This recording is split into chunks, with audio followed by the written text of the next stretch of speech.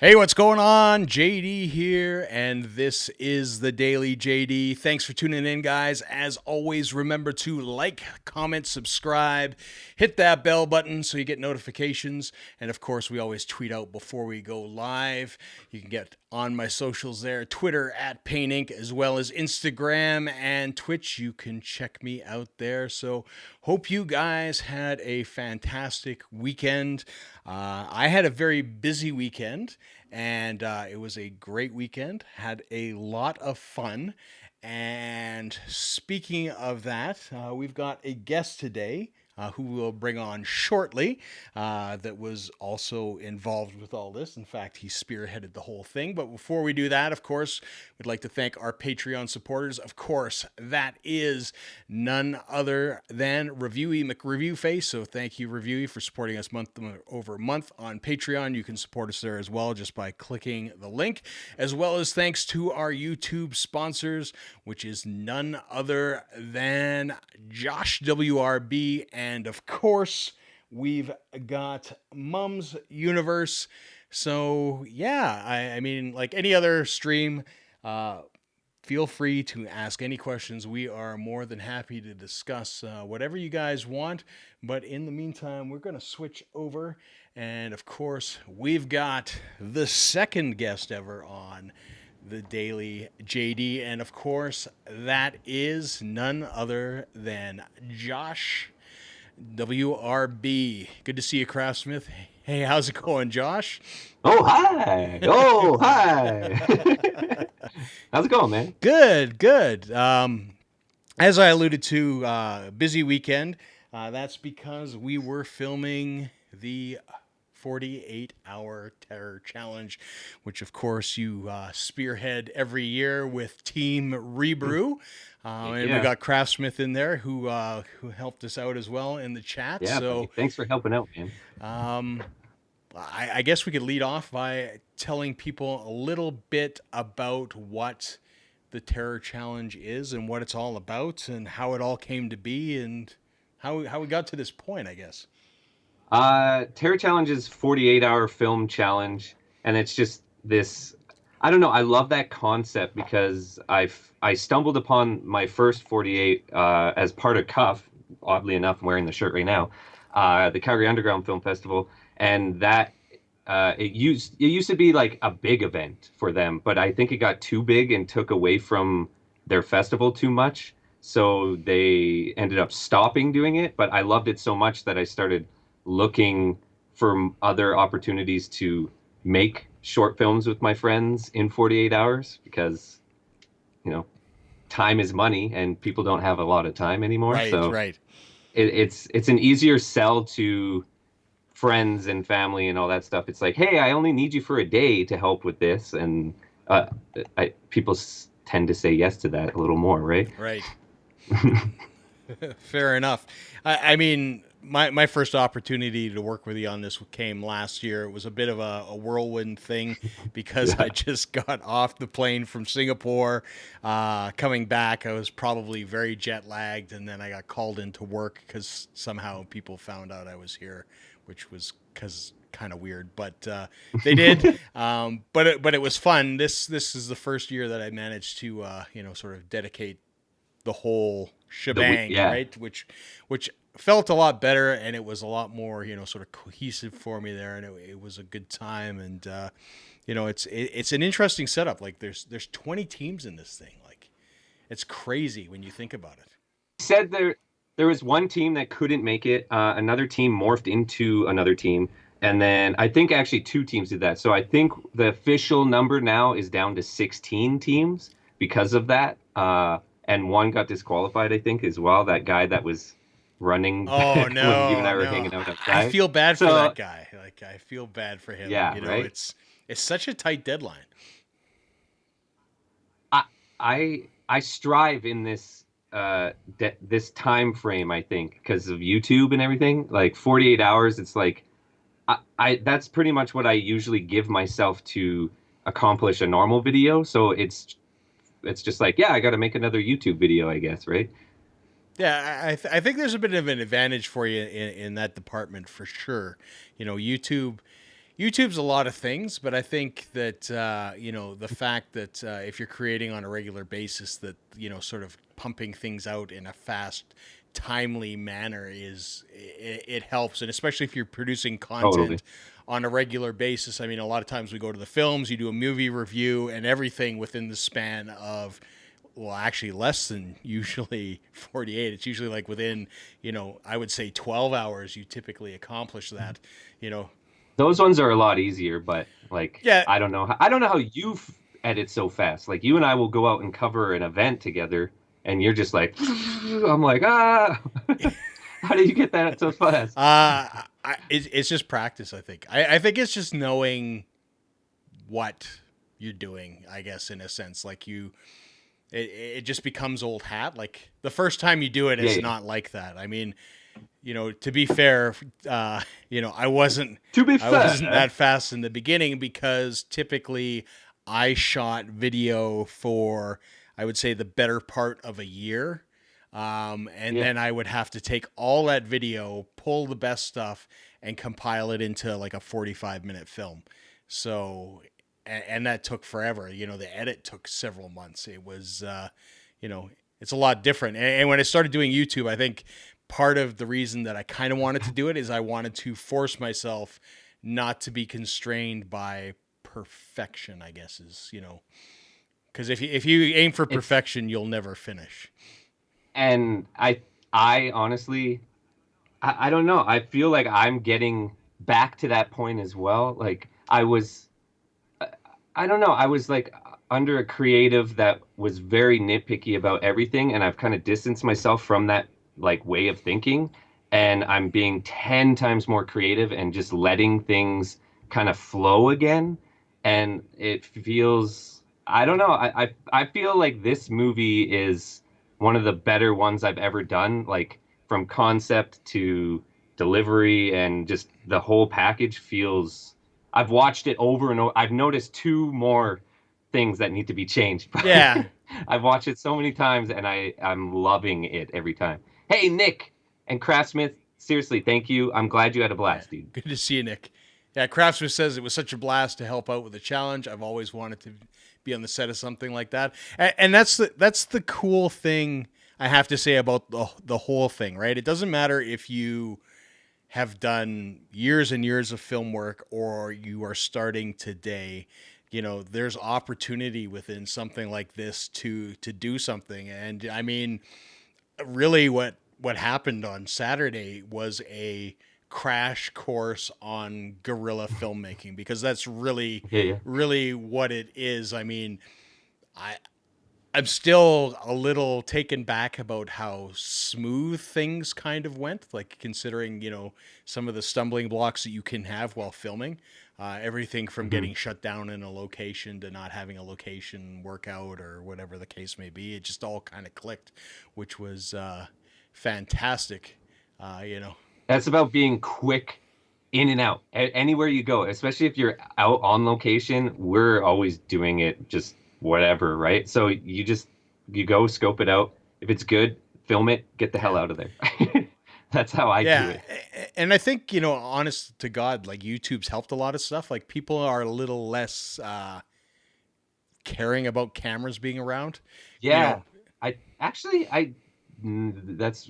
that's the really interesting thing. Yeah, I'm getting more used to being out in public with the camera, but I think public, yeah, that's that's the total yeah. truth, man. Short of, showing up with a van and a film crew and like a bunch of lights and gaffers and all that kind of stuff and like taking over a site. I mean, that obviously is going to cause way, way more attention. But even that, if you show up, with some like vests on and look official, like, they probably aren't going to bother you terribly, terribly a lot. But yeah, I mean, things can happen. I mean, we were both talking to somebody that we know that was shooting something and they didn't have permits and they got shut down, which is, Oh, yeah, really? yeah. When we had that conversation at the rec room, I'm not gonna name the Oh, individual, right? right, right, But right, those right, things right, do right, right. happen, and Well, you go to provincial parks, they're just like they employ people to be yeah, sticklers.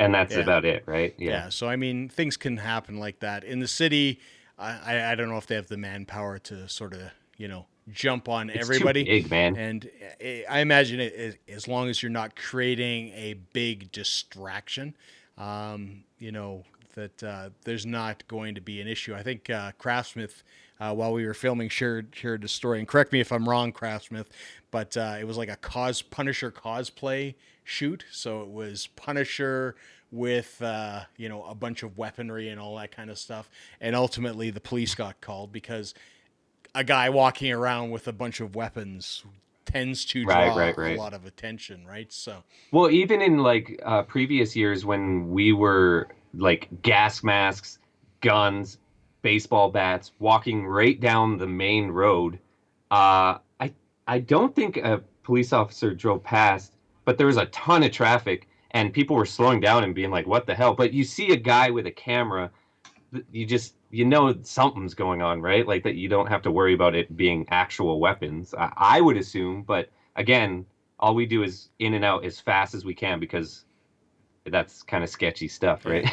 right? Craftsman said the only time that noticed that we got odd looks is when there was screaming involved, which again, it's kind of like given that there was a fair bit of screaming and even like where we had the location, I'm surprised that like what was being screamed, nobody called the cops. Yeah. Help me, Yeah. help me. Like, What are you doing to me? Help. It's no, it's all cool. It's all cool. But yeah, it's interesting. It just goes to show you. I was laughing at my wife. I'm like, I guess if we have to off somebody in the garage, like we're good to go. Like, you know, nobody's gonna second guess that at the end of the day. But yeah, I mean it's come, interesting. let thank you so much for letting us use your house as a location and all your stuff. The tattoo gun added so much like visual and audio interest to the whole film. Like to have those transitional parts, especially when you're doing a storyline like we did, you have to have something audible to tie in, you know, non-explanatory. We're not explaining Yeah. much, right? So we're leaving it to I visuals. guess we So should tell people that the premiere of this film is this Saturday, 6 6 o'clock, o'clock 6:30. at the Globe Theater. You can get tickets. I'm not sure if you can get them online or you can buy them just there. Yeah, terrorchallenge.ca will have tickets Yeah, there as and well. there'll be more than just this film. There'll be probably 15 others on top of it. So I mean, it's a good dose of local, sort of made cinema. I'm excited for it. I was pleasantly surprised with what I saw last year. Sometimes you're worried that it's going to be like, oh, Yes. I mean, there is some cringe, but there's some amazing stuff too. Yes.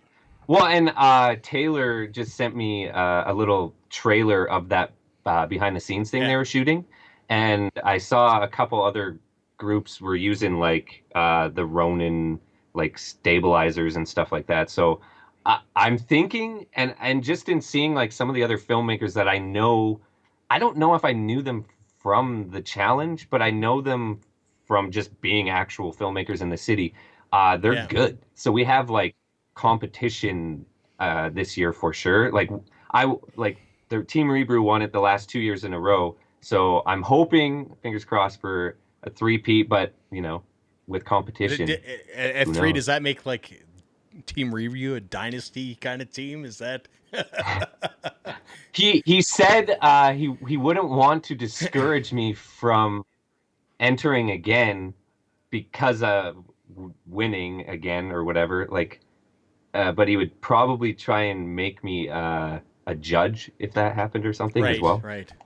Which is good as well. Like I mean, But I want to make a film, man. well, I understand that. I completely understand that. It's I like it because it's completely different, right? I mean, it's an opportunity to have a little bit more of a serious whirlwind production rather than the the self focal point that we're also used to with vlogging and so on and so forth. I think it's Yeah, for sure. I love turning my camera around on people. Like that's why I bought the camera I bought, to use it to make movies with, and yeah, it's always fun, yeah, man. I think that's why it goes smooth too, because I'm genuinely there to have fun with my friends and make art together and like be as open to collaboration as possible. Like I have a vision usually of what I want to accomplish, but if there's like any stopping points, I don't want it to stop there and be reliant only on me to come up with like a solution to the problem. I open it up to everyone. It's like, hey, we're all in this together. Let's get to this finish line together on the day of, coming up with a story together. Everyone's got like a writing credit because we all yeah, wrote it on the fly, right? Like it's like, oh, that didn't really work. Well, what's a good idea? And then you came in, you're like, what about this? And then it's yeah, amazing. I yeah. loved it. It felt great, man. That's it's a ton of fun, and the cool thing is too is that this is at six o'clock at the Globe. I think it's 7 o'clock at night. The Globe starts their Halloween marathon film thing as well. From Yeah, Duff. yeah. So they do their like just back to back to back films at the Globe, and if you're looking for something to do on a Saturday night, that's fun because it's always fun to kind of watch movies there. Like I just went there recently with my friend Scott, who was from the band Cowpuncher. We went to see the Warriors because we're both huge fans of that, Yeah. and he's so much a fan that when he went to New York, that he did the whole train ride to Coney. Uh, Oh, so nice.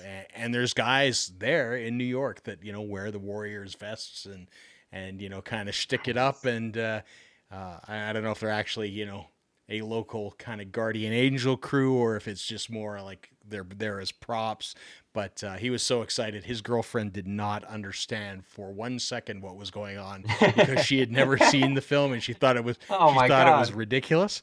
But he was in his glory. Yeah, and we went there. And I mean, the nice thing about the Globe is that it's like old school kind of theater. So if you went to the theater in the 80s, or 70s, or even like the early 90s and stuff like that, that's what Yeah. going to films was like. It's not, kind of like the what is it? The Z box experience or whatever, like we did for it. You're not going Yeah. to smell hot It's dogs. completely different, man. Completely different. I love the vibe of the Globe, and Cody, who manages it. Like he also has the Night Terrors that he owns and puts on, like bringing like 35 millimeter prints of like horror movies from back in the day and stuff with their original trailers and everything. Like it's like love for movies and like everything to do with the Globe. If you're not hanging out at the Globe and if you don't know the stuff that's going on at the Globe, you are seriously missing out because it's it's everything to me. I love that place Yeah, so it's much. kind of like one of the. I mean, there's the theater in Kensington as well, but it's kind of like one of the last two Mhm. original kind of spots. Like, I mean, Studio 83 was around for a while after. There were some other spots that were still kind of kicking around, but this is kind of the last two. And I think it'll be a really sad day if they disappear. You know, um, Yes, I hope it I never hope it never happens, man. happens Because either because I think it's kind of needed for local, film producers and everybody to have that opportunity. believe me, Yeah, I know. I love seeing my stuff on that screen because I've seen so many amazing movies on that screen, including like Friends movies, like Cam's getting his Red Letter Day week stint at I think it's on the 26th it starts, or 20, no, it might be there soon. I don't know. I'll have to look into it. But go and see Red Letter Day because that is yeah, awesome.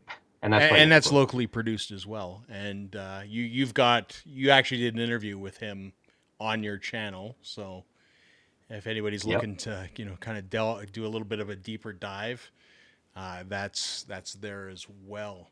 Um, My red letter is actually right up there somewhere. You can see it on top of a toy. I don't know if you can see Nice. that. Nice.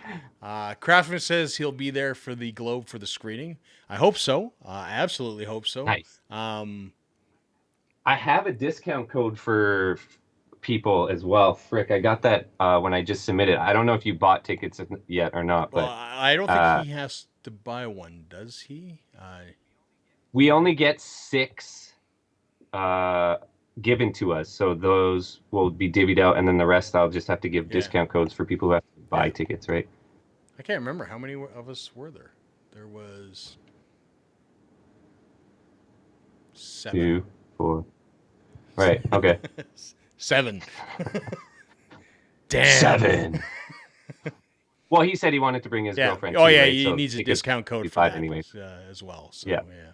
But yeah, no, I mean it's I'll put it in the DM for the Team yeah, Rebrew stuff after this. But excellent. no, I'll remember.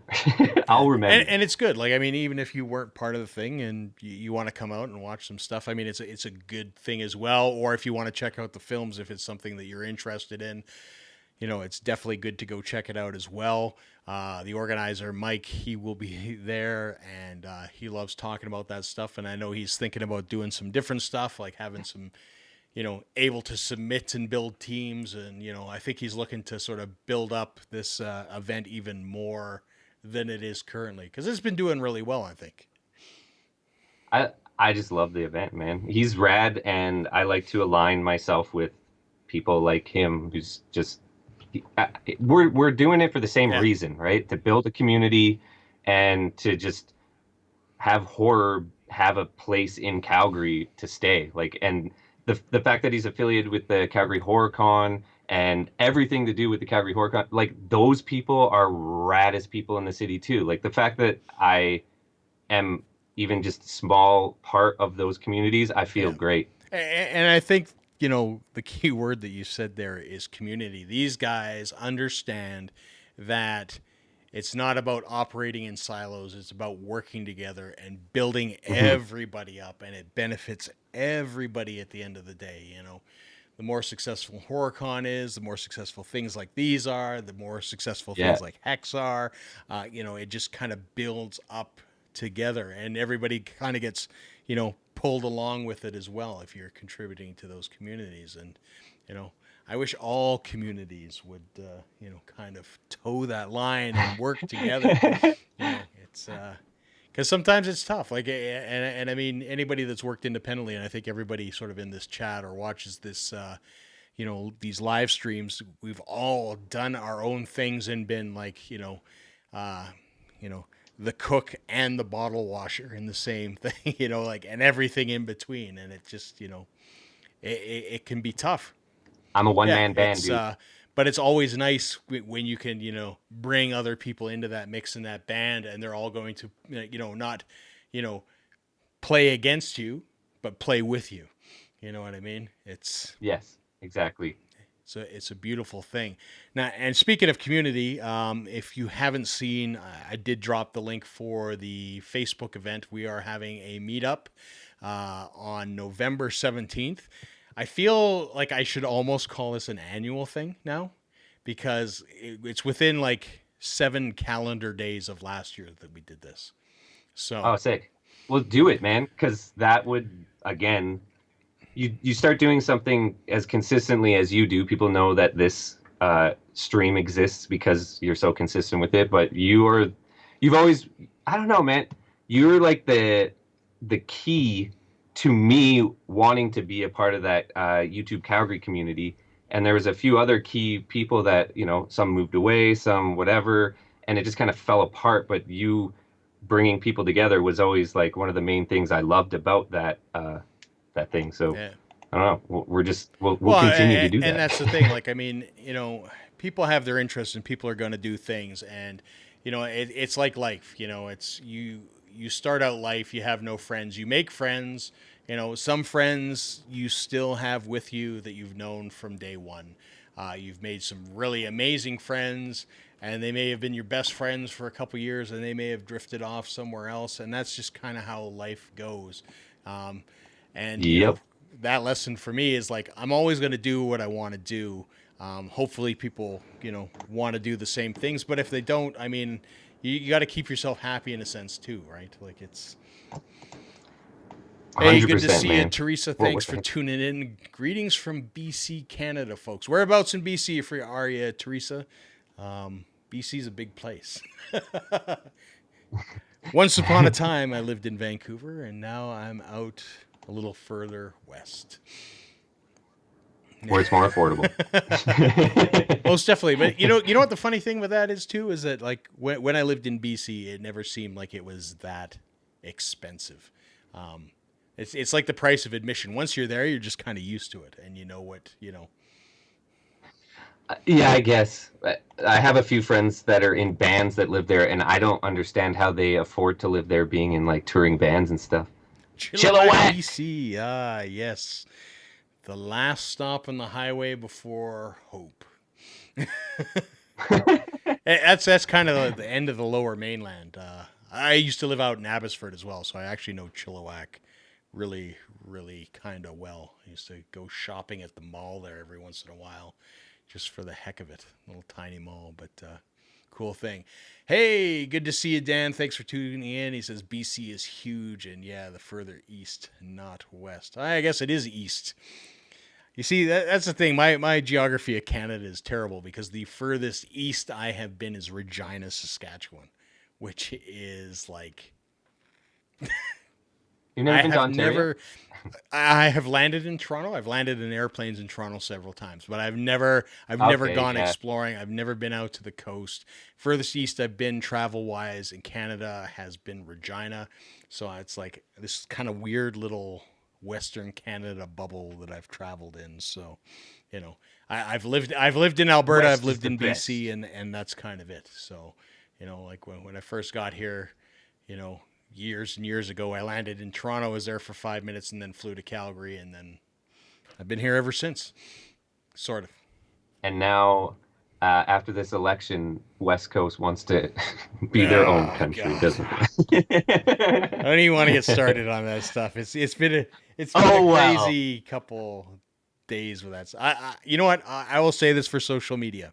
On Twitter and Facebook, I love the mute option because I muted so many people today. It's just like, I just laugh at it, man, because it's gonna happen regardless. That's what I do about politics is yeah, I observe, and that's it. It's like I know already what is gonna happen and who's gonna be the people that it's going to be the influx of like hate and whatever. And it's just like, yeah. come on, guys, like just take Yeah. a chill pill You, for a you need second. to pour your energy into different things sometimes. Unless politics is your thing and you want to be a politician and you want to do the whole political thing, Exactly. then go nuts. And I'm not saying like be ignorant to politics or anything like that. I mean, obviously it's important to know what's going on, but For to sure. delve like what I would say is like so much energy and negative energy and get yourself all worked up about stuff that at this Yeah. point now, like you can go vote, and I always recommend that people vote no matter what way you go. Like just go and exercise your right.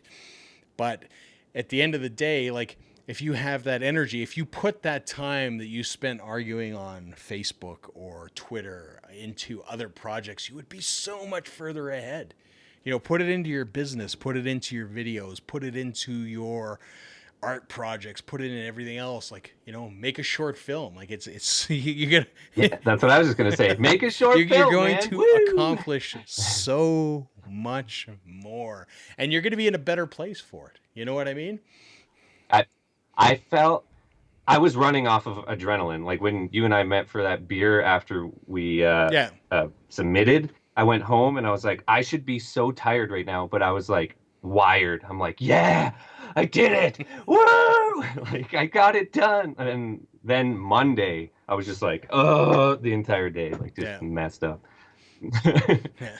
Teresa says can't complain unless you voted, which is true, you know. Exactly. But again, like I mean, it's better, it's good to say your piece sometimes, but if it's going to absorb your whole time, you're better off doing other things. Like I mean, I don't know if you look at life and your bucket lists and things you want to accomplish, and like YouTube or making videos or music Yeah. or whatever your thing is, the more time that you spend in that, the better off you are always going to be at the end of the day.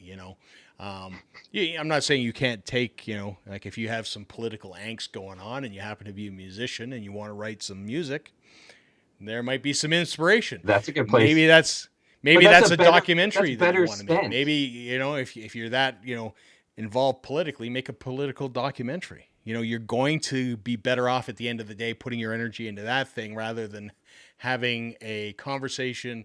See, the thing with Facebook, for a lot of people is they have acquaintances, and it's just kind of like you're arguing with somebody that you don't even really know, and you would never go for beers, and you're not going to change their mind.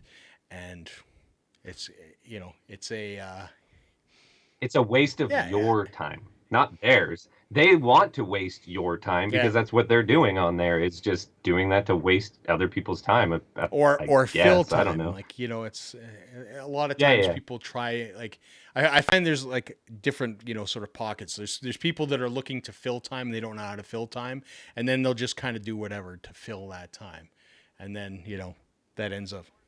Make a Yeah, short film like yeah, make a Craftsman. short When in film. That's doubt, a make a good. short You need film. to make I a love it. you need to make a T-shirt out of that. When in doubt, Yeah. make a short film. Yeah. Hey, I'm So down. let's go back to the terror challenge. We'll move away from politics a bit. Is Okay. there anything this weekend that you learned? Like I always look at stuff as learning experiences. I know you've done this multiple times, and like we've said, you've won, the last 2 years in a row. So you're obviously, accomplishing things to a high degree. But I always like to think that everybody learns something. What did you learn this weekend? That I need a camera with freaking autofocus. Jesus Christ. There's a lot of scene like it I like having limitations, whatever. I learned to be more present, to be honest. Like every other year, I let the stress kind of get to me a little more than this year. I've been focusing more on just like literally calming down and just worrying about what's in front of me and not everything else. And that really helped this year with the whole like, short deadline and all that stuff. Like I was always like, oh, but I got to start editing this. I'm the one editing it. And I start freaking out like Right. in my head, right? But this year I was just like, no, like I don't get to see you guys ever. This is a thing that brings my close friends together that I don't get to see very often because we're all super busy and stuff. So I'm just I appreciated this year so much more than any other year, and I'm glad I learned Yeah. to do that. Let's Yeah. talk about influences now. We It's so weird, man. I was talking, I think, to yeah. you and Ben separately about my influences on this film in particular, and then I saw those influences.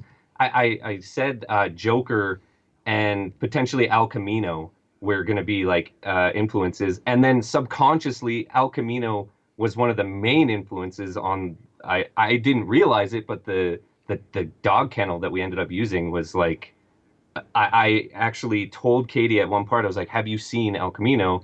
Because his character, he's it Yeah. captured, right? And blah, blah, blah. And like, he did this one thing that I really picked up on. And I told her about that. And she was like, oh, and something clicked, for her in that moment. And I'm glad I had those influences so I could give that direction Right. to her, right? Right. Yeah. It's cool. I mean, you know, Joker Joker definitely had an influence on you, and we discussed that when we were having lunch, and sort of the motivation. Like one of the things that you did was while we were filming, at times you would kind of break everything. You would take out the music because you had, what was it, 9 songs selected, and Yeah, yeah, 7 or 8 or something like that. Yeah. and you would play them. How did you find that worked for your process, and how do you feel that it sort of influenced everybody that was there?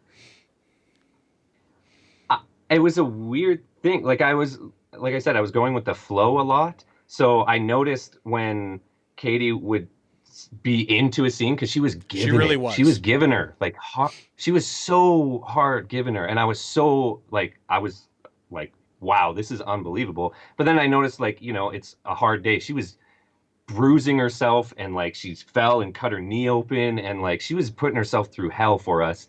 And I overly appreciate it. If she sees this, thank you so much.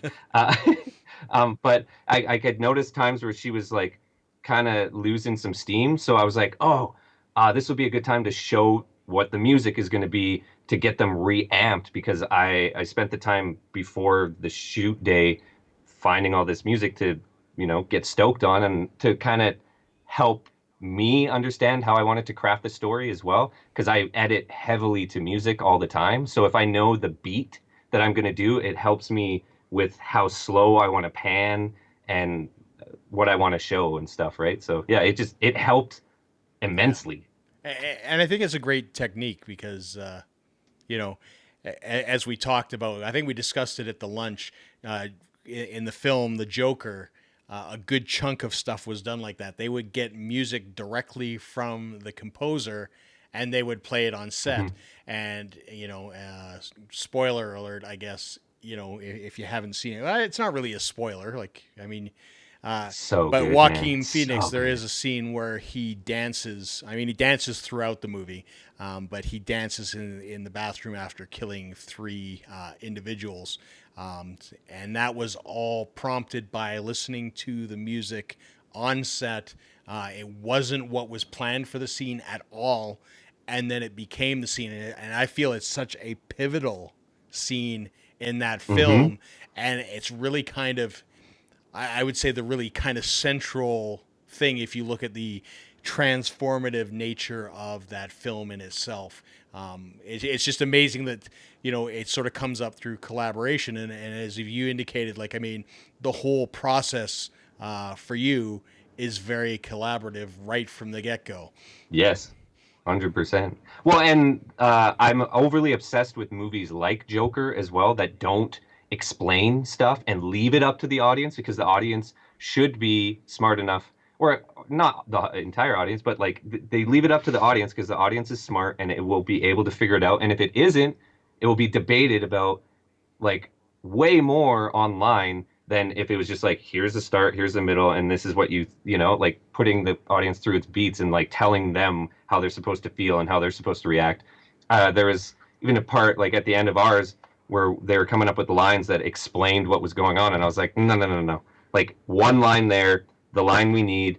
Leave it up to the audience. I hope it works, but there's a choice, and like I'd rather do that. Let them leave them wanting more, especially with a short.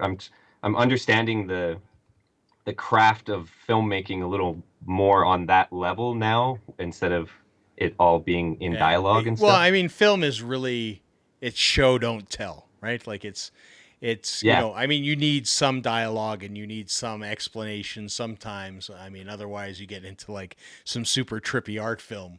But Hey, I love those it's too. but for the vast majority, it's like show and let people. I mean, you want, like you said, you want a conversation. You don't want a film where it's like I don't know, Hobbs and Shaw, where it's just kind of like, yeah, well, that was it. You want something that creates a There's conversation. so many eye rolling moments in that movie Yeah, too, though. Like they take those characters, and it's like, okay, your knob goes up to 11. Well, our knob goes up to 15. it's like that Woo! Spinal Like, Tap scene where it's like talking about the yeah, amplifier going up to 11. Yeah. that's what I was going on. Yeah, that's what I was going. Matt Moore is Hey, good to see here. you, Matt. Thanks for tuning in. How you doing, man? How is the West Coast treating you, dude? Good to see you. Hey, it's West It Coast is. It Day is. here. It's most definitely we've got a lot of viewers from BC, so that's really cool. Nick says otherwise you end up with a Doctor Parnasius. Yeah, Parnassus. eyes wide Yeah. shut. There you go.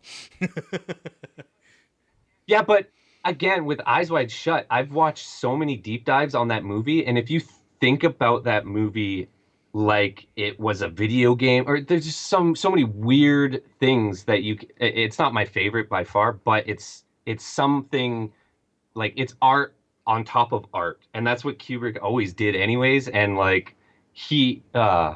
He's too good.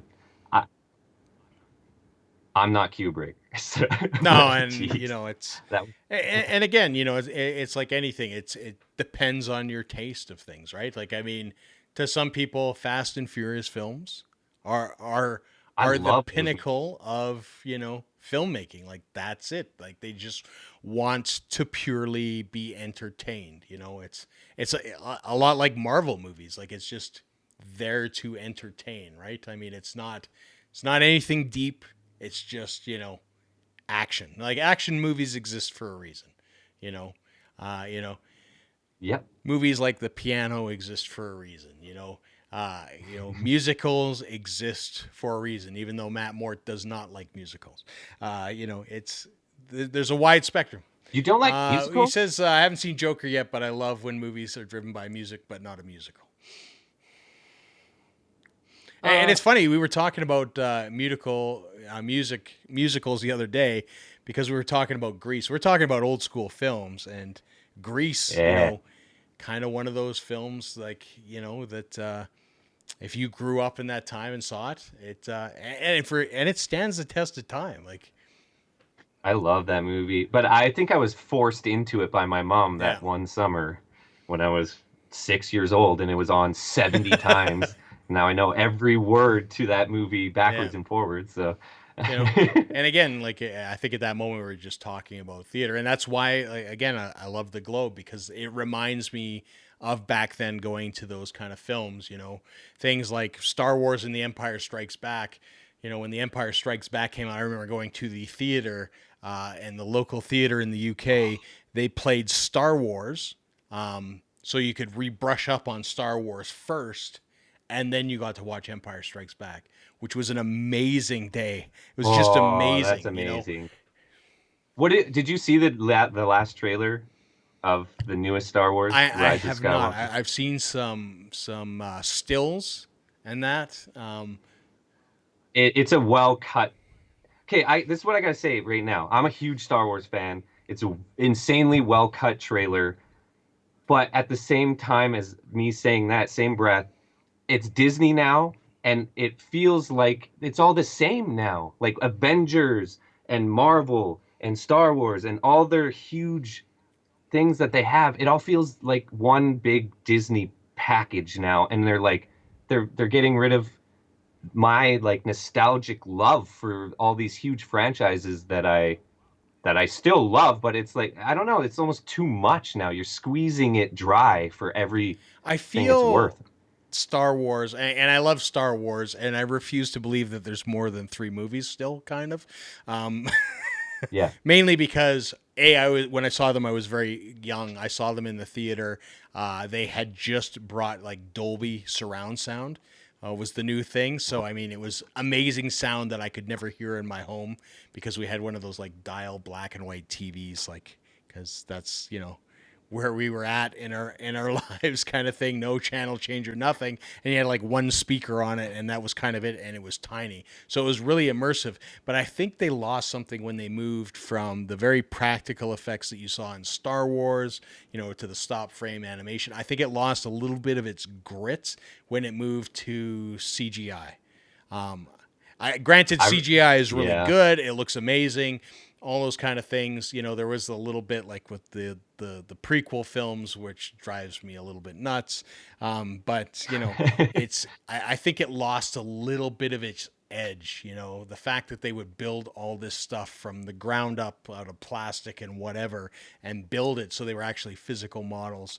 It just, there's something different about it to me. It's just not the same. It just, But that's the same with like I was having that conversation with Cam about just practical effects in horror movies as well, and people are going away from that and adding it in post now as well. And I'm like, why would you do that? Like when we saw It Chapter 2, I was like, it looked like a CGI effects team had a lot of fun on this movie, but it completely takes me out of it because you know what's real and yeah, what's fake. And when there's a practical element, it shares the same lighting as everyone else. You can try your best in a computer, but it's still not yeah. there yet, right? It looked expensive and it looked really good, but it's not there. And you completely took me out of it. And I didn't like the movie as much as the first because of that and the length, but I I just feel the too packed. first film of it kind of kicked in that Stranger Things vibe a lot. So it kind of like, Yeah, I know everybody loves Stranger Things, kind of. There's not a lot of people that I've heard that dislike it. I love it. And I think it kind of had that kick in vibe because of the time period that these kids are in, and it's mostly kids throughout. When it switches to part two, obviously they do some flashbacks to the kids stuff, but it's mostly the adults, and it doesn't have the same impact. And of course, its ending is its ending, which a lot of people hate. it it's because it got more money. Like the movies that everyone loves nowadays are the ones where they're taking a chance. It's like, here's a little bit of a budget. We don't know if this is going to work, but make it anyways. And that's what Yeah, they did with Joker. That's what they did with the first It. And then all of a sudden they're huge successes, and then they get a sequel, and then they get a bigger budget. And you could tell on It, it's like, well, we got this budget. Like, just throw it at the CGI team, right? Like, that's what it felt like to yeah. me, at least. Interesting. I'm going to jump to the comments here. Teresa says, just seen Yeah, Zombieland 2. Awesome, funny, and woody. What more can I say? I haven't seen it yet. I do want to see I it. gotta see. I love Woody Harrelson for just being Stoner Woody, to be honest. I don't know. It's like, that's, I just love that franchise because it's all like Academy Award like nominated and winning yeah. actors in it, just having fun in a comedy with Zombie. zombies in it. Nick It's says he great. saw The Empire Strikes Back at the drive-through in his PJs. That's one thing I wish Oh, there was a I love couple the more of. I know there's one drive-in theaters is better. somewhere around. I've heard people mention. I'm not sure where, but there is like a last drive-in here in Alberta, somewhere close to Calgary, that you can go to every once in a while. But I do kind of miss that. You drive in, sneak everybody in your trunk, which we used to do. Drink, Like drink, Grease, drink man. beers on the hood while you watch Aliens. That's where I saw Aliens. Like it was. The movies that I remember were like True Lies and Speed were the double feature. Spawn and like City Slickers 2 or something random like That's that. an interesting pairing. Right? Nick asks, have either of you seen the new Dark Crystal prequel on Netflix? All practical effects with little CGI enhancement. Can't even tell. All No. real. So deep and cool. That's cool. I the Dark Crystal. I remember seeing the original. I wasn't a huge fan of it. It was kind of cool. It reminded me too much of the Muppets, but I mean, it is Jim Henson, so you're going to get that aesthetic. Yeah, but they were Yeah. massive back then. But yeah, I have not watched it yet. But I do like the fact that they have gone back to sort of puppeteering and creating all of these practical effects, because again, I feel there's a little more edginess to it, and it just doesn't have. Like you said, I think it's the lighting, and sometimes it just doesn't look like it's part of whatever, right? It's it just feels like it's added in after the fact, and you can kind of tell. Yeah. Nick says all real so deep. Teresa, nope, not yet, but you are convincing me. Matt didn't know there was a new Zombieland. You just watched Zombieland for the first time. Oh, cool. Aldergrove, BC has the last drive-in. So there you go. If you're out on the Oh, coast, you can man. go to Aldergrove, which is kind of in the middle of the pack of the more lower mainland. Um, I miss it. I've always been like a huge movie lover. Like that's just like ever since I can honestly remember, I've just always loved movies. And I just because I'm so in love with movies, I just have this weird thing where I'm like, well, everyone loves movies, but no, not everyone does, because or else there would be a lot more places like the Globe and drive-in theaters would probably still exist and stuff too, I right? think people like movies. It's just how you consume. I mean, it's so easy now. Like, I Yeah, mean, I yeah. just picked up one of those Amazon Fire TV sticks Yep. because my smart TV is now obsolete, which I don't like that these things are happening either. That I can't actually get Netflix on it anymore, so I had to get a stick in order to do it, which I think is ridiculous. But It is, but there is so much content on there. There are so many free movie apps and this app and that app, and if you have Prime and Yeah. Netflix and Crave, and there's just so much. There's no need for anybody to leave the house anymore, and I think that's part of the problem in the sense that But leave the house yeah, this Friday and come see my band play. And then on Saturday, come see yeah, our short film. There you go. I got to leave yeah. the house every once in a while, man. Nick says it's very dark in a theme. I think he's talking about the Dark Crystal, and then there's a drive-in in High River. There you go. So that's probably High yeah. River? So that's Oh, probably the one that everybody talks about going out to. I mean, it's just cool. It's just it's kind of nice to go out and you know, well, Deerfoot Mall before it's like I doubt they'll do it anymore, but they had that like pop-up one in the right. summer every year in the parking lot, which is cool. We brought Elliot to her first drive-in theater experience, which I'm glad we got to do that because Kissy and I remember just having a How did they blast when do we the were sound kids, for right? that? They put it Oh, onto a nice, radio nice. station. That's Yep. that's it's really cool. Not the old speaker boxes that you lunked onto your window or anything like that. I think that's how we. It was always a radio station when I went too, like the one that was on 17th Ave Yeah, Southeast. That was I always remember it being a radio yeah. station as When well. I was a kid, you had to get like this box, and you like kind of like put it on your Yeah, you window, and pull then up it to the would thing. like Yeah, play in there, and it's cool because you could see that, hear the sound from everybody else too. It kind of amped it up a bit, but you know, just that's again bringing people together, man. yeah. And you'd Community. have to walk to go get your popcorn and go to and you'd hang out there.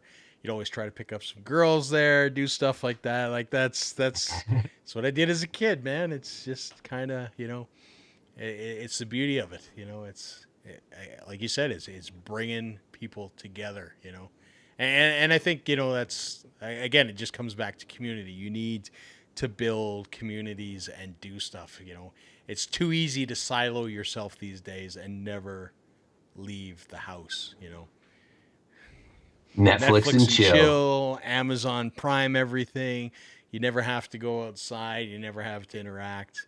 A lot of people work from home. It's, it just, you, Like you and me. like I said, it's very easy, but I try to make myself, I go out. Like today I went to the rec room to grab a poutine surprise and, play some video games and I went to Popeyes. Yeah. Popeyes. I mean, even when you're here, like, I could order in, I could skip the dishes, all that stuff, and never ever leave. But it's Well, Dottie had her booster shots today, so we ah, had to leave for that. Make our kid cry. The silent yeah. cry too. Nick Oh, says they so have a sad. broadcaster and they tune in the radio to the frequency. Teresa says we should bring back drive-in throughs and only play classic movies. That'd be cool too, like a drive-through. Where you pull up and you put the side tray on and all those Oh, kind of things. The last one that I ever went to was on McLeod Trail. the- Yeah, oh yeah. The what I was that can't remember. place It was a called? burger joint. Willie's, yeah, it was Willie's or Willie's. something, wasn't it? It was Yeah. the last Ah, they had stand good ever, burgers. and it's gone. Well, yeah. Well, there's still Peters, But but that's not really a drive. It's a drive through. It's not a drive drive-in. in, right? Well, they still have the Yeah. parking lot next to it But you that see, you the thing park is with at. the It's still called drive Peters the Drive. drive in is that they have no seats. They have the stall, and you pull up, and they come to And they you. come They up take to your you, order. yeah, They go back. They bring yeah, your food. like Sonic and stuff in the Yeah. States, right? Or some of them. Yeah. See, Well, you need to have a warmer climate in order to accomplish that, though. Like you would have like no business in the well, that's when winter. you just do drive-through business, right? I mean, that's like Yeah. Peters, right? You just drive through. They do, they do crazy business, and to me, their food is like, and people are gonna hate me because people love that place in this city, is trash. If you want a burger, do not eat. If you want salmonella poisoning, eat at Peters. Probably That was from the marshmallow. the milkshakes. Yeah, but their Yeah, burgers are milkshake. Yeah. terrible. Like they're terrible. There are I way don't better know. burger Like joints in this place. There's definitely, but I have like this because I'm like a native Calgarian, so it's not that I don't love it, but I have like this weird nostalgic, like, yeah, I want my patty and a half with a bunch of onions and like their sauce is just like something Yeah, mixed with ketchup, but there's just an abundance of it, and I'm just like, oh, every once in a while, that's just like yeah. all I want, man. Yeah, it's very old school in those regards. Like I mean, if you look at things like McDonald's, like if you look at their burger menu now and what it used to be, like really all they used to serve were Totally. cheeseburgers and hamburgers, and now they've just made things like gluttonously big. Peter's is kind of like that old school it's like here's a burger. It's a burger on a bun with some relish and ketchup, and that's there you go. And their small fry is Yeah. this big.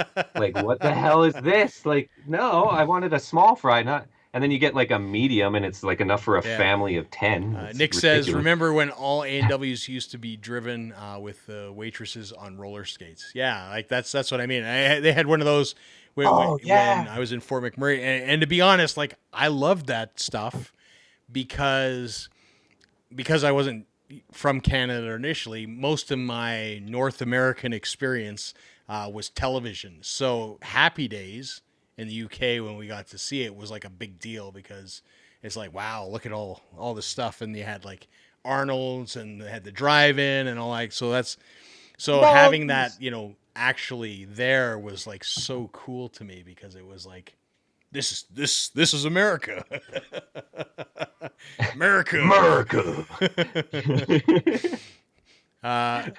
Matt Oh, Matt man. likes Peters. Expected not Mums. A and W Josh. Hey, it's Mum's Universe. Hey, Mum's Universe was our first guest on the daily. Again, appreciate that, Woodrow. That was awesome. Josh is our second guest on. I'm honored to follow Yeah, Mum's it, universe.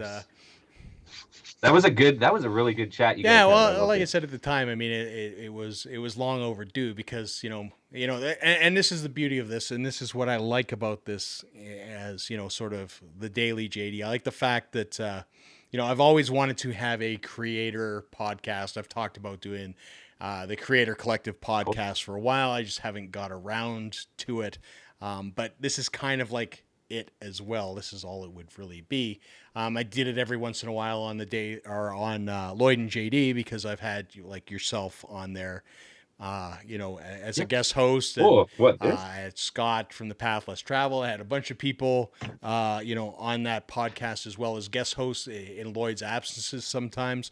But it's just something I think it's always good when creators sit down and talk because the experiences that we all have, and there's always something to learn. Like I said, doing the 48, there's always something to learn. We all learn something from those experiences, and then sharing it collectively is such a good thing, I think, because everybody gets to learn or hear of your experience and some of the stepping stones, how things work, they don't work, you know.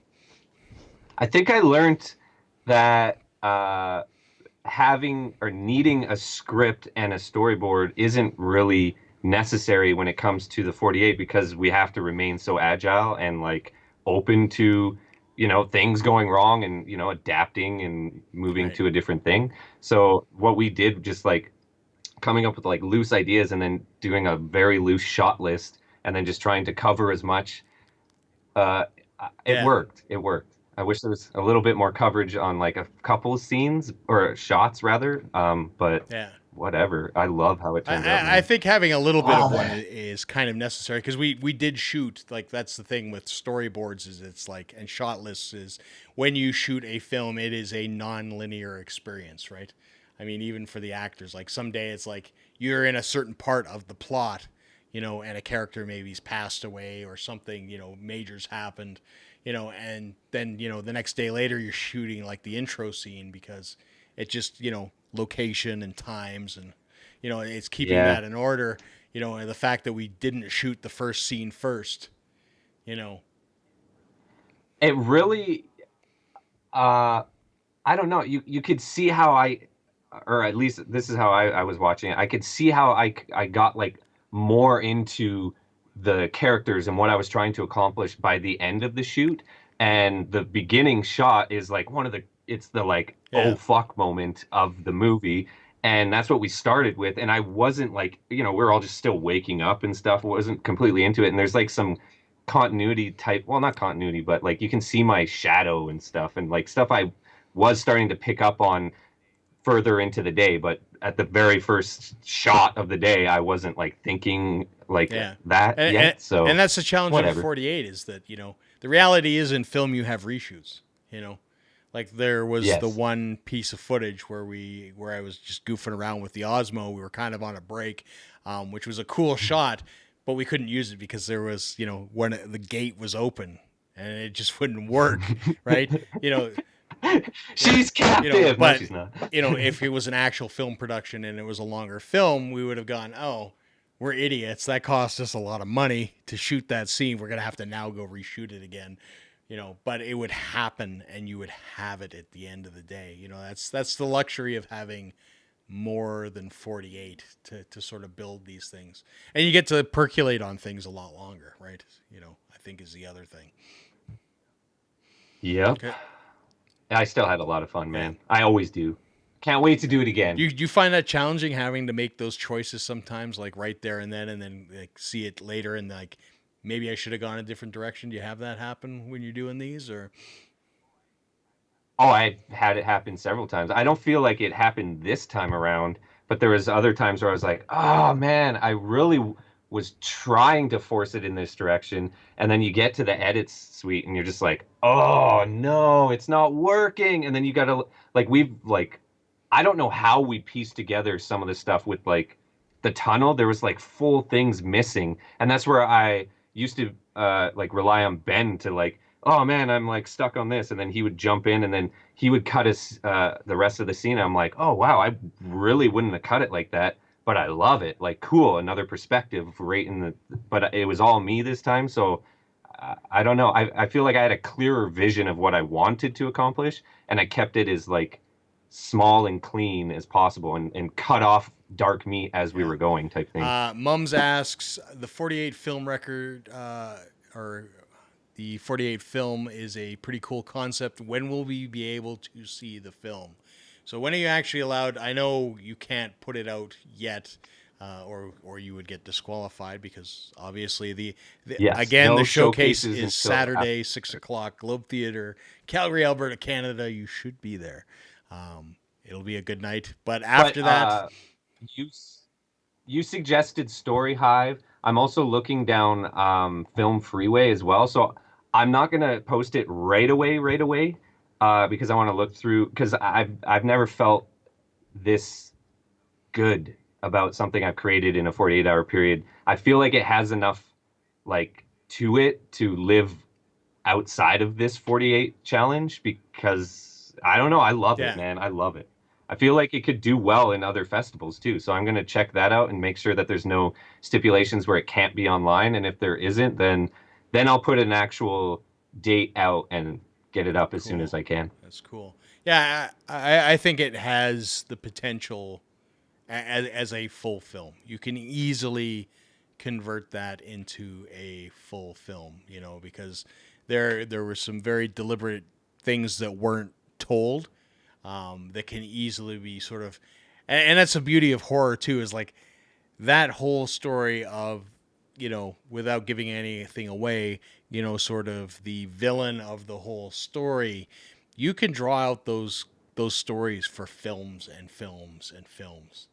You know what I mean? Like you can Yeah. really kind of go and that's the beauty of it. It works out. I think really kind of well as a concept. It's But that's why I love the terror challenge as well. Like Team Rebrew was like, "Oh yeah, I kind of miss uh, doing the other genres as well." But I'm like, anytime we got the horror genre or a subgenre of horror at Cuff, I just was like, "Yes, I'm in my element." And then I found yeah. terror is like nothing but. I'm like, Yeah. sign me Teresa up. says I'm all. Edmonton Film Festival. Yeah, that's definitely a place too. And actually, speaking of that, they email me all the time to submit stuff. I will. I'll forward you that information. Okay. Because I haven't made a film in whoa, 10 years plus now. So an actual film.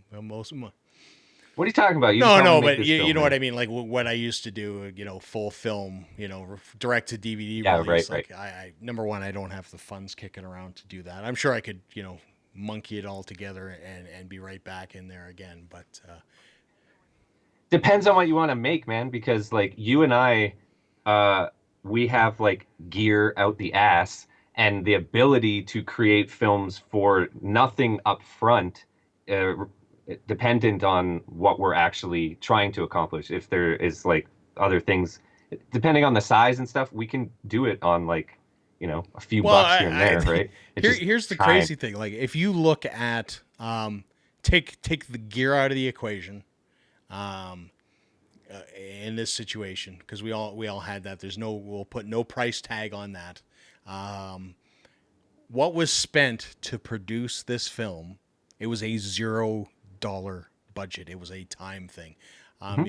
Now times were something, and that would cost money to produce on a regular basis Exactly. because, if we said, hey, everybody, we're going to film for like 6 weeks, you need to, not go to work and we're going to work on this, they would have to get paid. There would definitely be Exactly. a dollar sign attached to that. But really, in that, it costs nothing. This film costs nothing, which is crazy because it does not look at all like it cost nothing at all.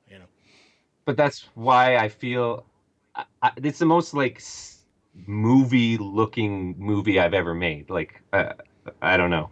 I've always tried to accomplish what we kind of accomplished this time, and I'm watching it. I get fucking stoked, man. I get stoked after watching it. So I hope it goes Yeah. well. That's all. Yeah. With an audience, I get like my heart's pounding. I'm like, oh, are they gonna react like I was trying to, have them react and I, stuff, I, or are I they gonna think they hate will it? And because when Mike watched that scene, the pinnacle scene, like his reaction to that, like he was like, "Oh my god!" Like, "Oh my god!"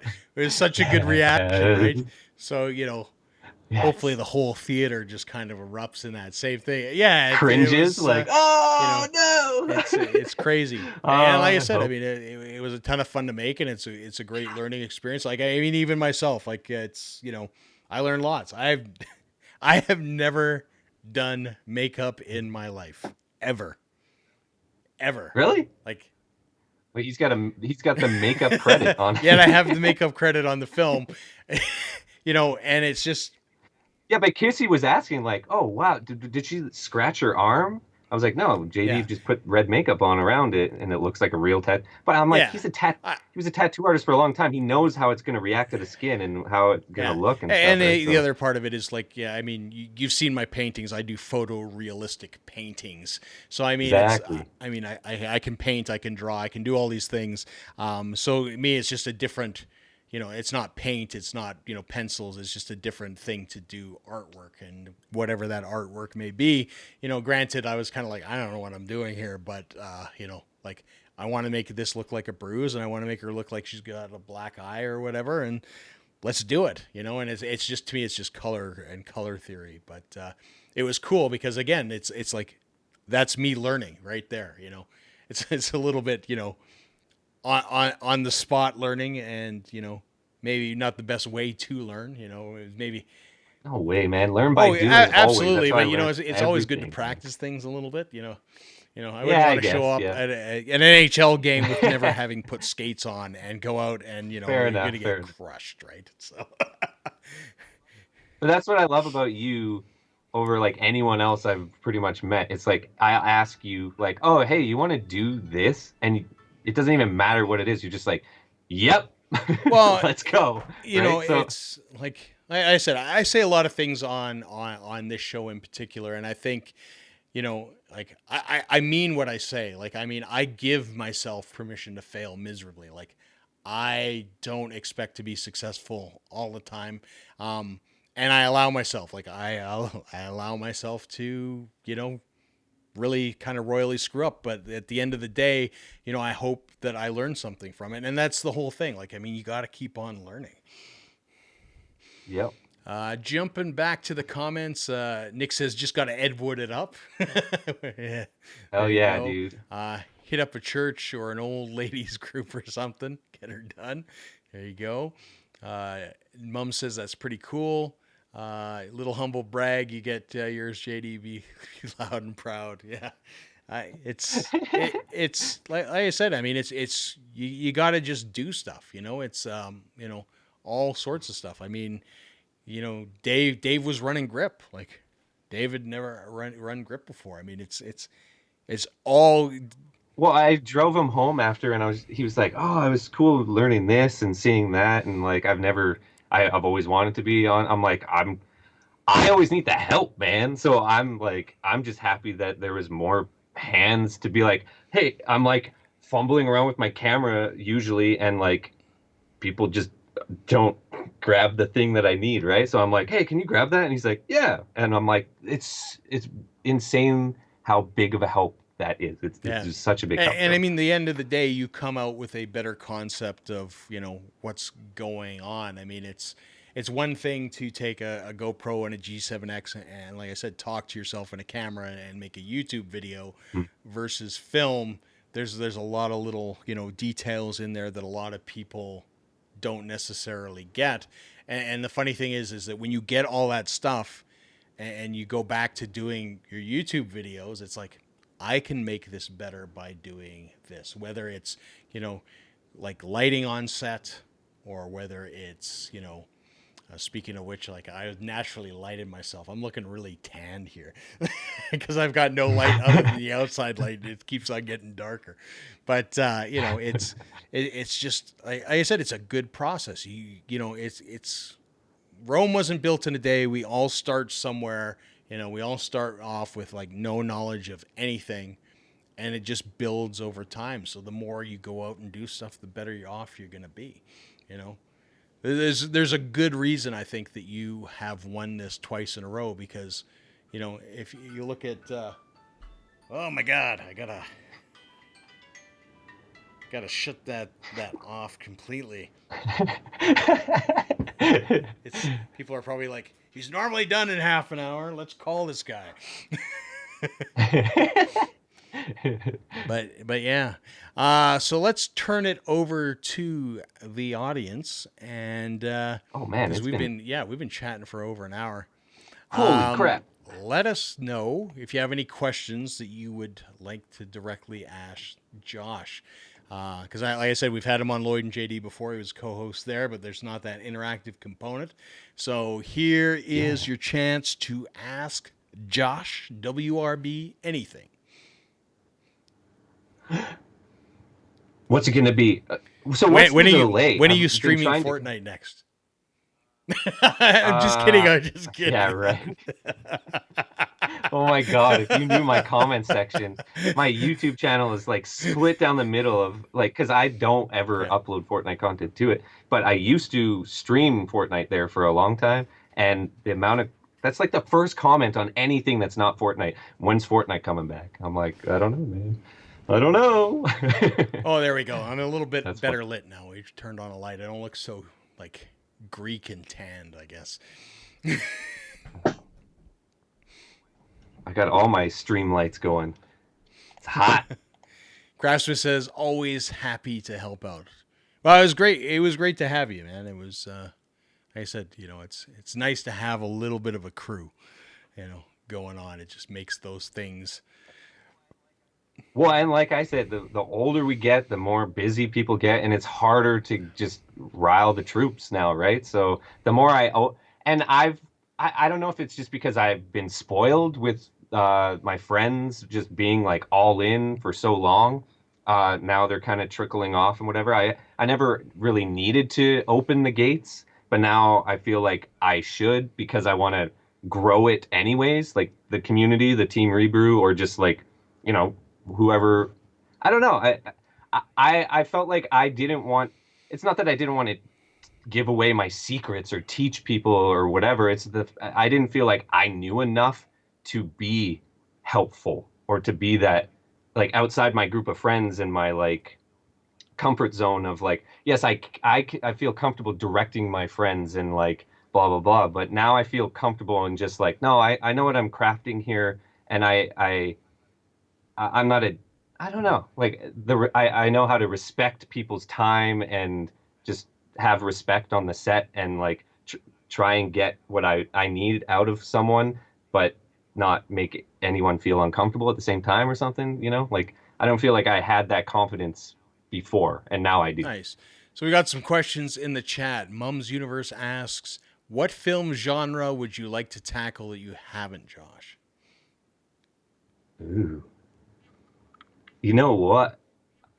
It would be weird to try and do a musical. That would be like really hard. That would be like a super hard thing to do, but I don't know if I would do it good or not. That would be fun though. Well, that's the thing, man. Like, give yourself permission to fail. I mean, you're a musician as well. If people didn't know that Josh is a musician, he plays in the band the Maroons here, punk rock band. So I mean, he has that musical ability. So I don't think it's that far fetched, to be honest. Well, the thing I love about musicals is that you can turn a light on and off in the middle of a scene, and you can break that fourth wall without apologizing, and it's this like unwritten norm of musicals where it's like, oh, now it's musical part, and like no one in the scene is allowed to react to everyone just completely being crazy and then going back to acting. I love that. Yeah, that's a cool part for me. Teresa asks, Josh, are you interested in podcasting at all? Uh, Yes and no. I don't know if I have time. That's the only thing. Like I was trying to set up a podcast with Ben and a whole bunch of other people to deep dive movies and horror and stuff, and it just never ended up getting off the ground. I'd be interested in like being a guest on podcasts for sure, because that I can honestly say yes to having time to, Right. right? One-off type things. But no Yeah. interest in producing something from the grounds up and Not right now, no. no. Nick says also sometimes to be said about people working with people you like, who know you, who like you, who know your stuff. You don't have to worry about stuff. It's very true. It's very true. Yeah. Um, Nick says I'd help. Musicals are easy, especially if you have any theater background. Do you have any theater background? Just in like junior high, I was in like drama class and did those productions and stuff like that, but not really, no. I get it, and I have a lot of friends that were part of like, like the Loose Moose Theater and all that type Right. of stuff, right? Teresa asks, how about freelancing for others? I'm not sure In the what? context of that. Yeah, I Um, mean either. I do own a company, and yeah, could offer my services if that's what you're asking. all right. If there are any other questions, by all means, throw them in the chat. If you have any other questions for Josh that you would like him to answer, this is the opportunity to pick his brain live. And, No, I'm gonna ask you guys a question because I'm gonna have to go upstairs and ask the same one. oh, The same question that happened on Mom's. What are you guys having for dinner? Because I don't know. And that's gonna be the discussion that happens right after we get off here. that's I don't know maybe what to that's have like ever. the question of all questions that happens on this when I have guests is like, what are you having for dinner?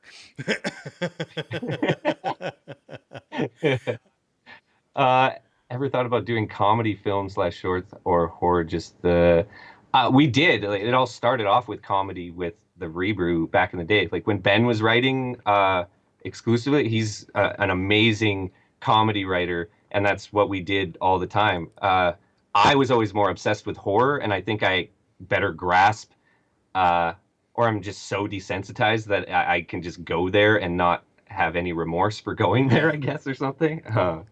So, and that was interesting that Katie brought up like my buddy Jonah, who was always a part of it before, felt kind of uncomfortable the first time we went into like straight horror, and now he hasn't been a part of it ever since. He's all in for the comedy, but the horror actually makes him feel What uncomfortable. did So he that, do normally? Was uh, he like an actor in these things, or was he?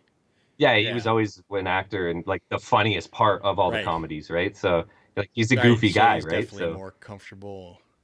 And oh, for yeah, because sure. I think behind the scene guys probably it doesn't really matter at the end of the day what you're doing. Like camera work is camera work, lighting is lighting, you know, it's grip work Yep. is grip work. So it's like it doesn't matter if it's musical, comedy, romantic or whatever, Yes. you know, technical guys, it's just like I do the tech stuff. So Well, and I'm more of a yeah. technical director anyway, so yeah. Like I don't care what gets thrown at me. I'll try and accomplish it. But I feel like that's what I watch the most. That's what I have the most like background in like deep diving myself and really wanting to know the craft of horror more than other genres. So if I got thrown another genre at me, it would be more of a task for me to Right. accomplish it. Nick asks, ever thought? Oh, okay, we got to that.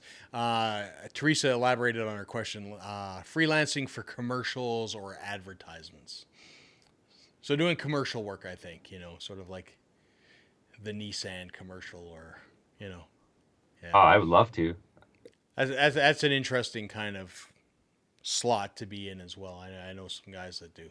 Like if I could use my uh, like what I've learned over the years to actually make a go at it, like that was always my dream, but it just never like I do commercial work-ish for like some of my clients and everything for like in video, but it's not to that level or like I'm not getting employed to have a vision like I do with my short films. I would love to be like, hey, we love what you accomplished making short films. Make us a short film commercial thing, right? Like that'd Yeah. be crazy. Um, there's a whole bunch. We have a bunch of great questions. I'm going to talk about some food first, so this will be a little disjointed.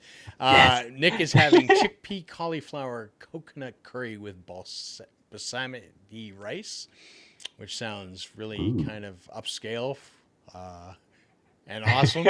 It sounds amazing. Mum's Universe is having chicken and vegetable soup with dumplings. Like all these amazing meals. I think I'm having like Man. craft dinner or something out of a box because this. I think we talked about this the other day. This is Denise work week, so like food is like Oh lowbrow no. this week because Going to that yeah, Vietnamese or I'm getting again. Vietnamese. It might happen. That was so good. Craftsmith, my dinner will probably be tacos. Nice.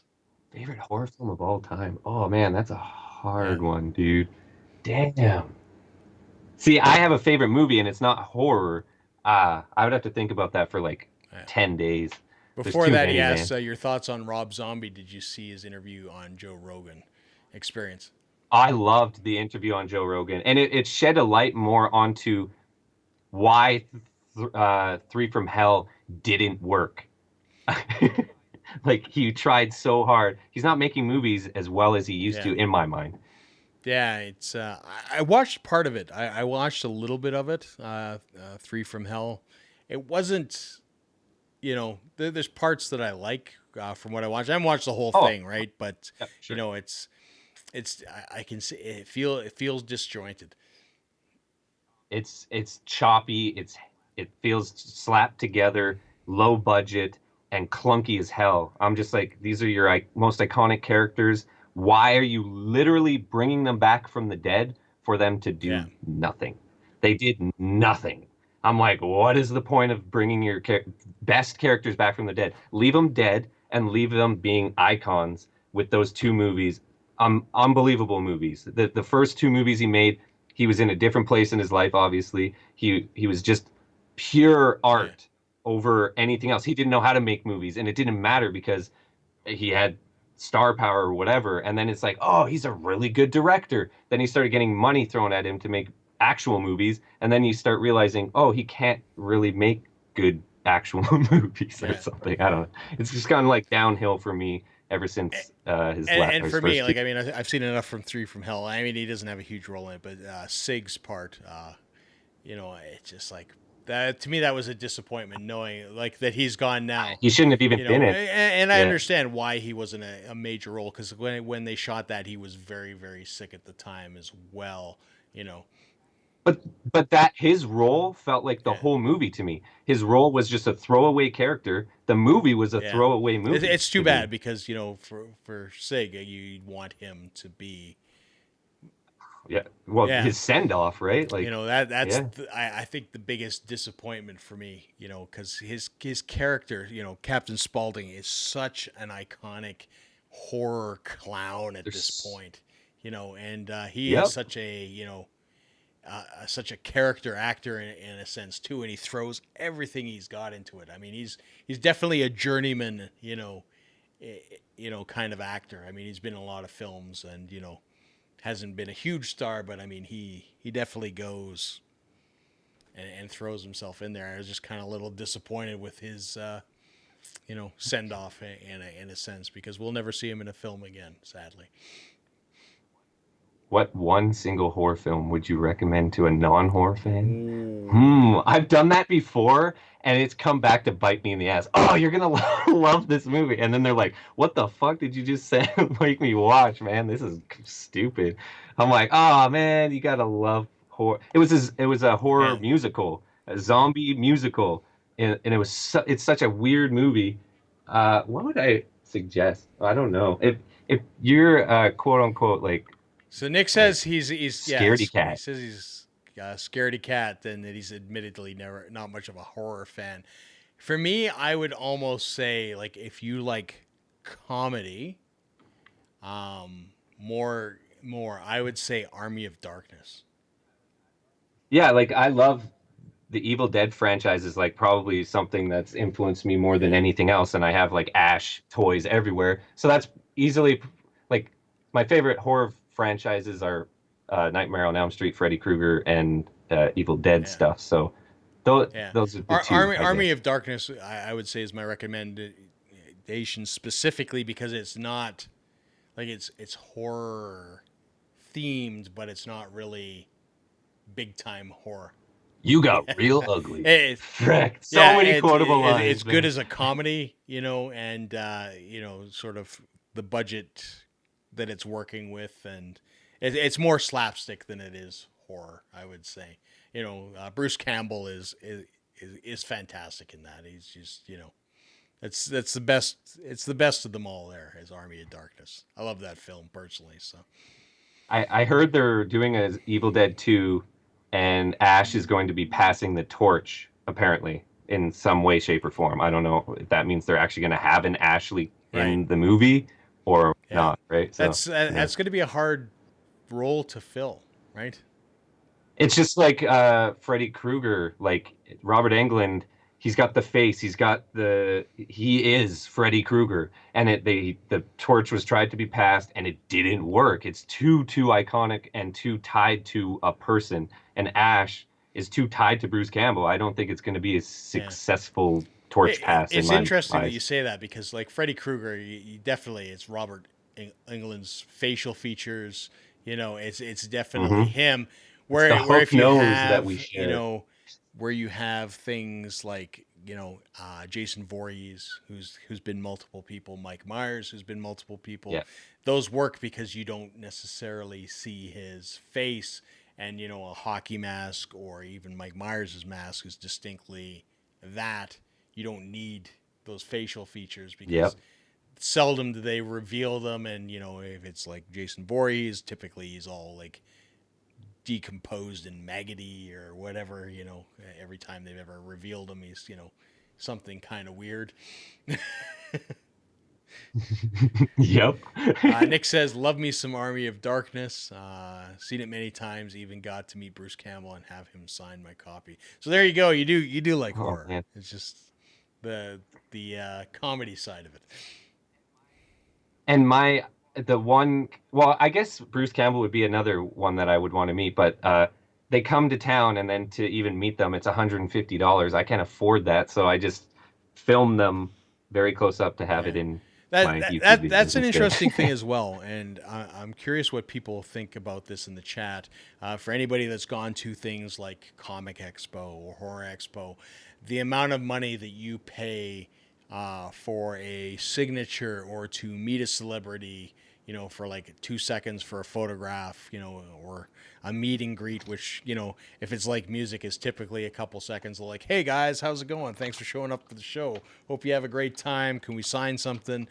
We're out of here. We gotta, go hang out in the green room with, people that we know and like,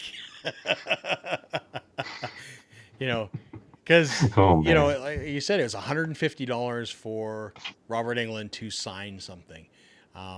which I get to a degree. You know, I think it's kind of that. And then Jamie Kennedy's sitting like not too far over there, just with looking haggard, sitting with no one in front of him. I'm like, oh man, it's kind of a weird setup. You literally get to see the popular people, and then everyone else just sitting at tables with no one in front of them. I'm like, this is it's a weird thing putting these celebrities on Yeah, display like that, you know? Like, I think it's kind of yeah. I think it's a weird thing. I think it's interesting. Like if you look at Robert England, he had like a massive lineup. So like every 10 people, he's making what $1,500, which is crazy. I guess it depends on what his time is worth and what his appearance fees are and so on and so forth.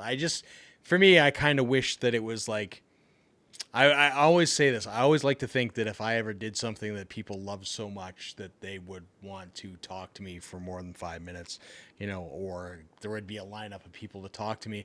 I would like to think that I am a good enough person that I would just be like so grateful for that I'd just be like, I don't care if I have to sit here for 3 hours. I'm going to talk to every one of you and sign everything that you want. But yeah. that's not the case. And I understand the other flip point. Like, people always say it. It's like, well, they're worried about people, getting something signed and then throwing it up on eBay for, Oh and, yeah. and I get that portion too. Like, if you had a Freddy Krueger claw and you get it signed for $150 and, like next thing it's, $1,000 on eBay. I guess it's just keeping his signature worth what it's Yeah. worth as well, Yeah. right? Like, but doing it the way that Nick did and going to chapters instead, like I have that book as well, The Make Love of Bruce Campbell Way. That would have been sick to get Yeah. him to sign for sure. Yeah. And he says he did it absolutely for free. Like, on his book tours, I guess he's getting paid in the sense that he's got to promote this book and generate that kind of thing. But I wish there was more of that. I think Geddy Lee just did it as well. If you look at the music side of thing, he has the big book of bass, and he was out at he went and Oh he was yeah, going to yeah. Costco's and he was signing them for free at Costco's. Like that's like That's awesome. But that's Geddy Lee. Come on, Rush is unbelievable, yeah. man. I love that band. I mean, it's just phenomenal that he will do that, right? It's not like oh well, you're gonna have to pay to have me sign my book. He's just happy that you like dig bass, dig his music, and want to go see his bass display at the Bell Music Center. I'm not sure if it's still there, but it's been on display there for a little bit. All his basses and stuff like that. I think it's really kind of cool. Craftsman says personally, I think they charge too much for autographs and the photo ops during convention. It's rare that I do them as part of a con. Yeah, you see, and that's to me that's disappointing. I think you want your fans to embrace all that stuff. Yeah, That's good though. Stay and interact, yeah, man. It's your community that you built off of the yeah, fandom as well. So appreciation builds yeah. lifelong Although I will fans, say right? this about Robert Englund and the whole cast of Nightmare on Elm Street, it was awesome that that panel was just there for people attending. That you could go, that it wasn't Yeah. some extra charge like we've seen with things like Back to the Future, where it's like, a couple $100 to go see the panel, like, that it's not on top of what you're already paying to be at the show. So I thought that was really cool. And, you know, You know what I love about those panels? Uh, I always watch what everyone else on the panel is doing with their facial features and their eyes and everything, reacting to the story that they've heard over 100 times. And you can tell with some of them because they're just like, oh my God, this story again, right? Like, he's gonna boast about this, and oh, now I got to sit here. And I'm like, it's, I get a kick out of that stuff because it's like, I want to hear the story. I haven't heard it, but these people are like, oh my God, I don't want yeah. to be here anymore. Well, you, then you get guys like George, who you had the privilege of being the interviewer on the panel with him. Once you got him to Yeah. open up, like he was golden. Like he had some gold Oh, stories. really? Like while he's telling you stuff, like people are asking, like, was this real or was it fake? He's like, no, dude, that was fake. Like that's Oh, cool. he just kind of opened up, and Nice. you could tell like he had not done a lot of these, like these guys, but he definitely Oh, yeah, yeah, yeah. you know kind of kind of definitely started letting some stuff out of the bag, which was awesome. He almost Oh, didn't I know. show He up. almost.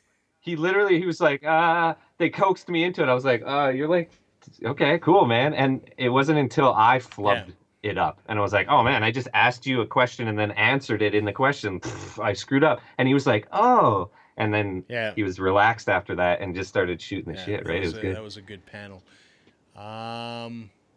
Going back to the chat, Nick says that's Ronnie James Dio approached the fandom. He would stay for hours after the show, making sure everyone who was there was thanked and had a photo, signing a selfie or whatever, which is awesome.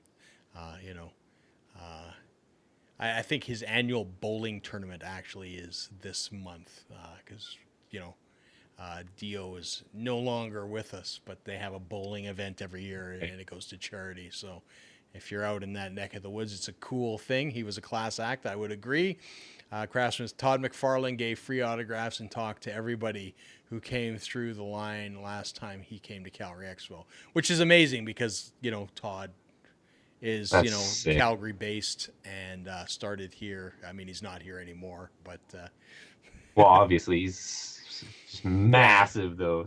Influenced so many different creatives, yeah, man. and Holy your crap. wall's covered with his stuff too, which is beautiful. Yep. I Yeah. love Todd, man. Oh. Turned into a 5-hour wait line to meet him though. That doesn't matter, man. Like, if he's willing to give the time and you're willing to wait, like that's amazing. That's, the fact that he's willing to do that. The fact that he's willing, like, maybe a 5-hour lineup, but if he's staying there 5 hours, so you can talk to him for whatever time he's got available for nothing, that's a class act. Who's George? George was the what was his last name? Wilbur, I believe it was. He was the stunt man. It was Mike Myers, was it not? I'm getting my guys confused now, maybe. George Yeah, P. Wilbur. Yeah. yeah. Yeah, he played Mike Myers in Halloween. He played him Yeah. 3 times, I think, didn't he? Or twice. I don't remember. Yeah. It's been a bit. I got him to sign my VHS copy of Oh, that's the fourth awesome. one. That's amazing. Yeah. So we have been going for an hour and 36 minutes, which is a very long time for these. I'm gonna have curry because There Nick we is go. having curry. Which is a very long time for this stream. We'll get you to throw any last questions that you may have for Josh into the chat. In the meantime, I'm also going to insert the ad because that's just how we roll. Again, thanks, Josh, for jumping on. Anybody who's a guest on here kind of gets a tweet at the last minute, and then I scramble to set this up. So I appreciate you taking like an hour and a half out of your day to just sit down and sort of chat with everybody. And of course, I appreciate everybody that tunes in week after week. You guys are awesome, and this is why I do it, because we love just having these chats with everybody and love the input and love the questions and love everything that you guys bring to this, because really this show is all about you guys more than anything. Community. Again, speaking of community, November 17th is when we're having the meetup at the Rec Room. Hopefully you can make it out there. If you are in the Calgary area, it's a good chance to meet a bunch of local creators and play a bunch of video games and just be a bunch of, kids again and, hang out at the arcade and eat some food and meet some awesome people. Man. Nick says cake or death. I don't like cake, to be honest. I always have pumpkin pie on my birthday, so I'll just take death. Kill me now. And of course, the Monty Python question: what is the airspeed velocity of a coconut-laden swallow?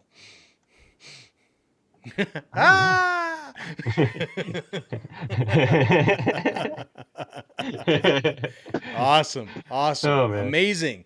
So again, Josh, thank you so much for joining me for today. That's all we've got time for this week. So, of course, We come on live every Tuesday and Thursday, 4 p.m. Mountain Standard Time. Remember, smash that like button, hit subscribe, hit that bell so you get notifications.